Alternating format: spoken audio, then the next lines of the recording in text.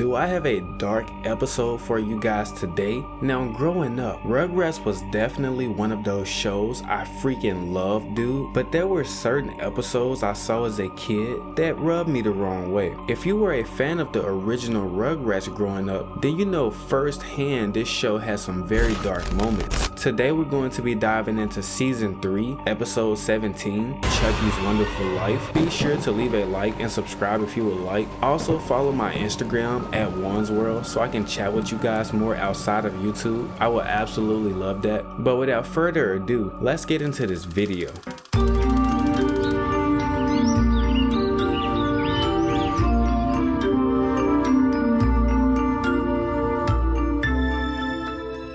Now this episode kicks off with the babies chilling at Chucky's house when the babies see this shiny CD sitting on the table and had wanted to check it out. Now Chucky wasn't too sure about this idea because the CD was one of his dad's favorite albums and Chucky knew he wasn't supposed to touch it, but of course they do because, well, they're babies. Now after they get the CD, Angelica storms in asking the babies were they ready to play pin the tail on the diaper. This was most likely some game she made up to bully the babies. But yeah, she then notices Chucky put something behind the teddy bear really fast. She says, "Hey Finster, what you got there?" He was like, "Oh, nothing. We're just playing one of our baby games." It really wasn't hard for Angelica to figure out Chucky was lying because he kind of made it super obvious. So she ends up distracting the babies and finesses the CD right from under them. And after she walks off, Chucky notices that the CD was gone and he was super upset. He says,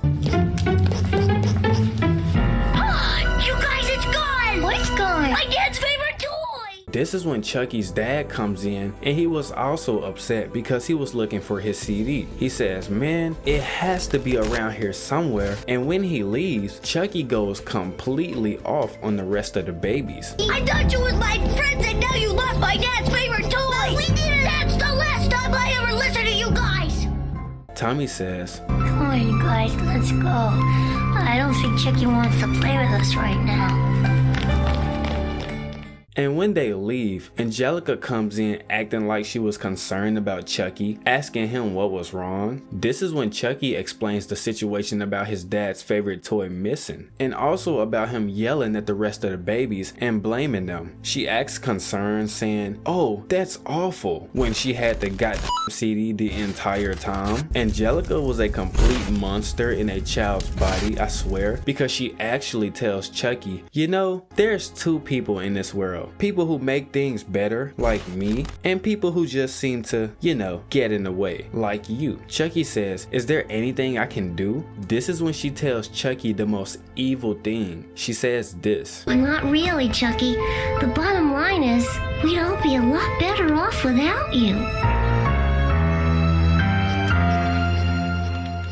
It was later on that night, and it appears Chucky's dad, Chaz, was asleep when Chucky was packing a few things because he was planning on running away. And yes, this was all because of what evil Angelica told him earlier. She made Chucky feel worthless. He says, "Angelica's right. Everyone would be better off without me." He goes in his dad's room to see him one more time. Then he heads out. Yeah, Chaz must be a pretty heavy sleeper because I would have woken up instantly. But anyways, Chucky heads out. And this is when this happens.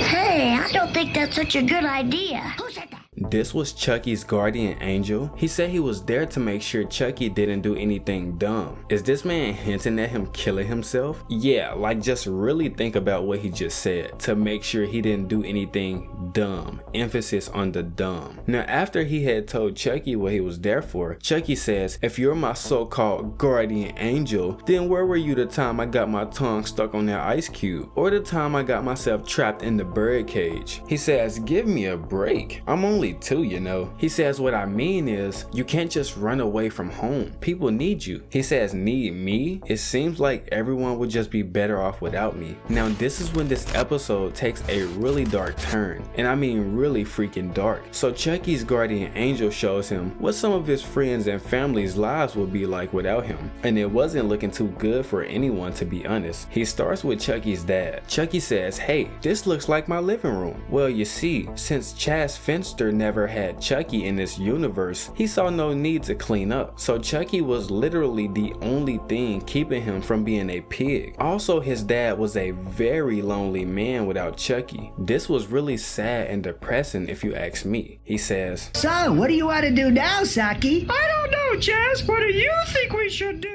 This is when his dad walks in, and as you can see, his only friend was a sock puppet that he had made. Wow. Chucky was wondering why his dad had turned out this way, but his guardian angel says, who else is he going to talk to? You don't exist, remember? Chucky had tried to go talk to his dad, but this man had went right through his body. He says people in this world can't see you, they can't hear you, and they definitely can't play with you. So I was right, they were in a different universe. This was super creepy, but it gets way worse. You ain't seen nothing yet.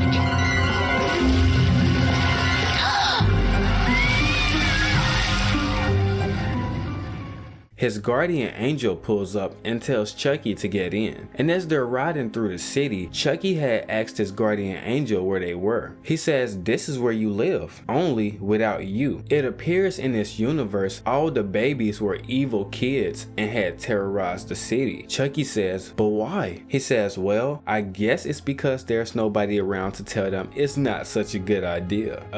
What about their parents?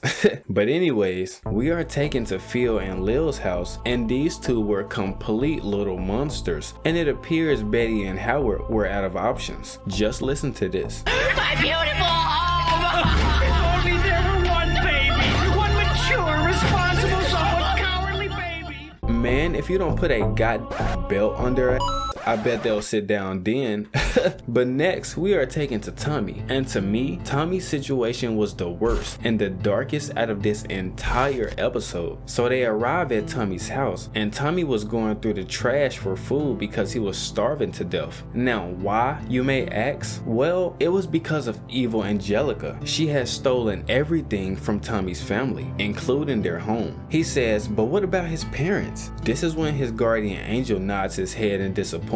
Chucky says, "No way, she took them too?" Well, it appears so. Now, how she did this, that's probably your next question. Well, he said she just showed up one day, booted Tommy out, and took over. He said she cried and she cried, then she cried again, then she cried some more. Their ears probably bled, and they almost went deaf listening to this annoying non-stop cry of this obnoxious little monster. So they just gave in one day and gave her whatever she wanted. Pretty crazy stuff. Let's see. They go inside, and we can see Tommy's parents, Dee Dee and Stu, slaving away in the kitchen, and Angelica yells at them, telling them to hurry up.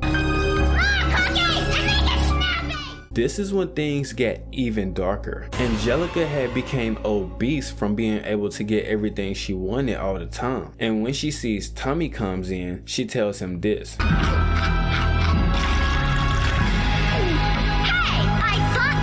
You to stay out of my sight.